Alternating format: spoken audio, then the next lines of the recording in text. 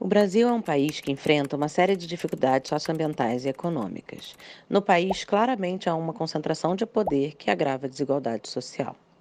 A má distribuição de renda, acesso à educação deficitária, administração ruim dos recursos públicos e investimentos governamentais insuficientes não geram a garantia de serviços básicos para a população.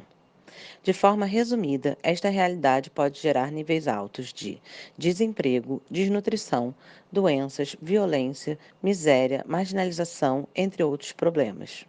Atualmente, 80% dos trabalhadores informais no mercado são mulheres, e elas sofrem ainda mais com a desigualdade de gênero e salários baixos.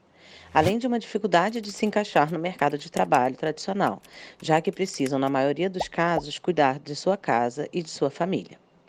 76% das trabalhadoras de moda no Brasil são costureiras, e a maioria delas trabalha em situação de informalidade. Esses profissionais, em muitos casos, trabalham em uma linha de montagem, com atividades repetitivas, maçantes e um alto risco de lesões, além de baixos salários, o que resulta em um desgaste emocional e na evasão no serviço desta área. Além de prejuízos sociais, a moda também prejudica o meio ambiente, gerando toneladas de resíduo em suas produções, além de produtos sem circularidade, que no fim do seu uso ficam anos se decompondo em aterros sanitários. Fashion makers autônomas precisam de uma série de habilidades para se estabilizar no mercado de trabalho. Além de habilidades técnicas, são necessárias também desenvolver habilidades relacionais e empreendedoras, o que deixa essa situação bem mais complexa, pois nem sempre elas dispõem de tempo ou recursos financeiros para isso. Percebemos que, apesar da indústria da moda gerar impactos socioambientais negativos, ela poderia ser um meio de gerar uma inclusão no mercado de trabalho para mulheres, além da mobilidade social, com uma proposta bem intencionada de desenvolvimento de habilidades para a valorização do trabalho feminino. Também é notável neste mercado uma desconexão e desconfiança entre os possíveis clientes que precisam de serviços de costura ou de outras áreas de moda.